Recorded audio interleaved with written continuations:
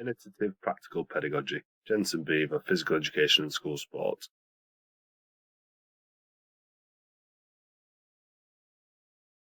Introduction. The session plan will allow the goalkeepers which have got a session designed for them in a mesocycle. A mesocycle is a 6-week block which different sessions are in every week.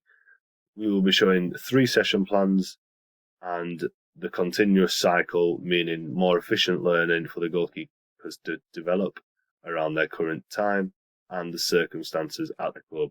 For instance, if the goalkeeper is injured, they have time to come back and reflect upon it at the end, meaning they can participate next time they do the session, such as 6 weeks after. This will be on goalkeepers from age 12 to 16, and there is 6 students, all amateur level. Periodization. The periodization is the mesocycle, which is throughout a 6-week block, meaning 3 different session plans. Is the microcycle, focusing on different areas of goalkeeping, so handling, crosses, 1 versus 1s, distribution, and a few more. This will be reflected upon in the mesocycle. Puberty affects boys, males from the age of 9 until 14 mainly. This is where they can start developing and seeing different features. However, some may develop very early, and then some might be late puberty hitters. So this is why sometimes a 12-year-old may be ahead of a 14-year-old due to already developing and having those features that the 14-year-old doesn't have.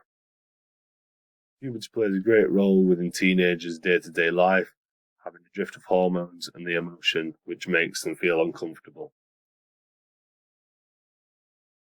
Development phases. So early adolescence is where you see characteristics change from being young, primary school, 10, 11, changes when they get to about 12, 13, when social networks start to become a thing. They explore their personality and they also grow. So exploring their personality, they become more independent, talking to more people during school and thinking more logically. The growth comes from the genetics coming through and starting to be a bit taller during themselves.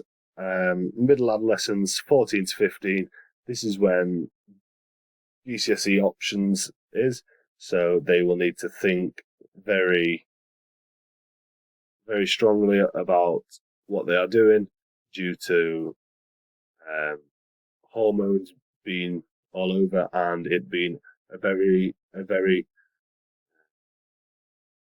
high risk time that they are going into due to GCSE's career pathways.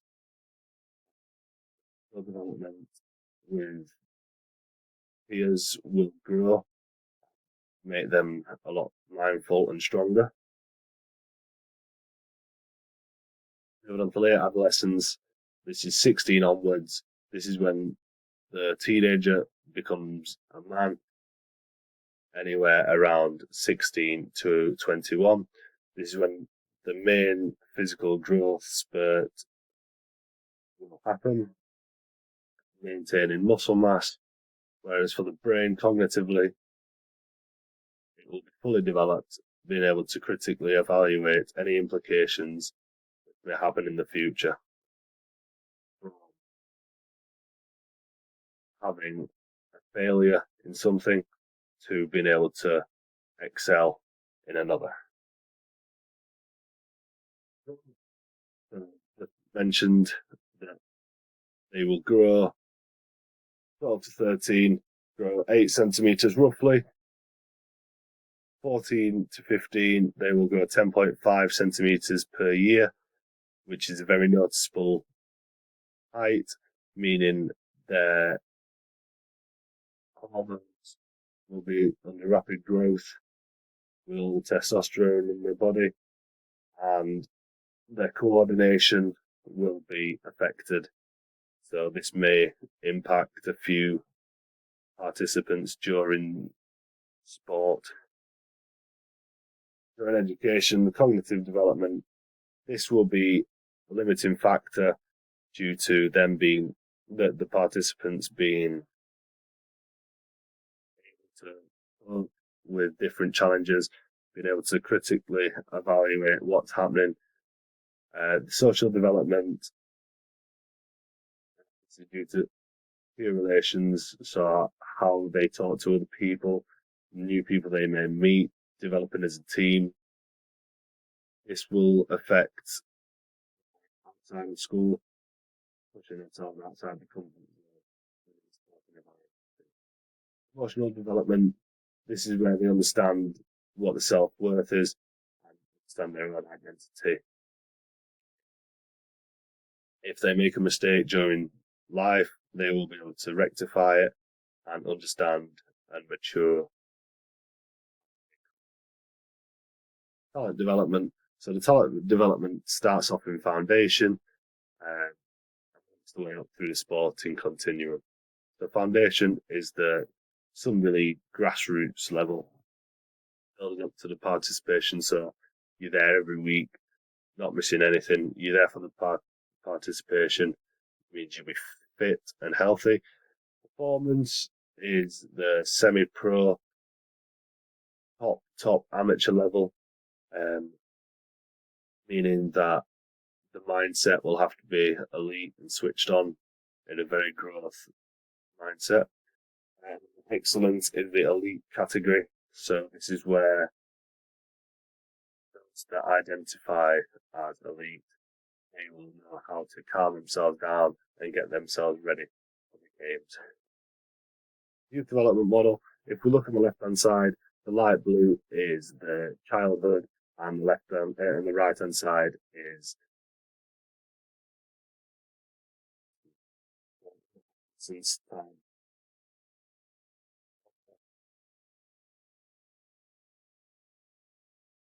Ability is more warranted, which will help sports.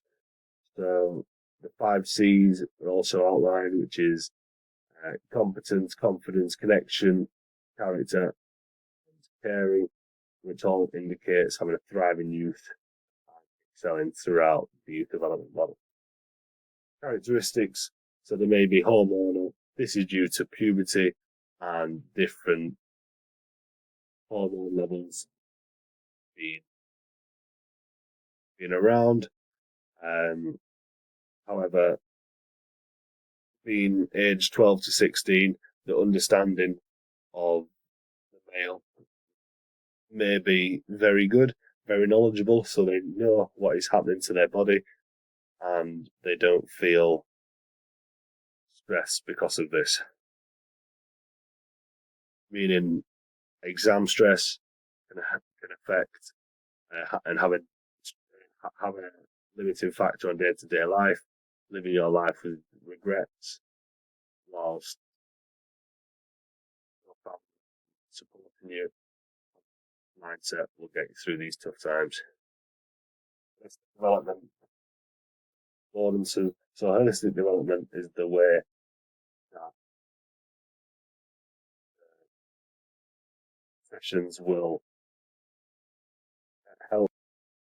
help during day-to-day life and even academic, ranging throughout. This is the emotional development, physical development, social development, benefit, personality. Affordances is the middle ground between perception and action. This means if the coach is seeing that somebody's struggling during the session, seeing their persona and their body language is negative, then they may slow the session down and chat to the individual.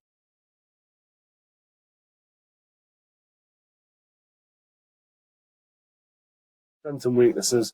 So the strengths, 6 participants working in a group, and they have a strong bond between each other, ensuring that they work as hard for someone as they want to be worked. So they put in what they get out of it. So this is when the serving will be reciprocated when they swap round and they have equal treatment. However, participants may choose not to concentrate. This may be due to hormonal lack of concentration, or the arousal levels. The arousal levels are too low, meaning good, or too high, meaning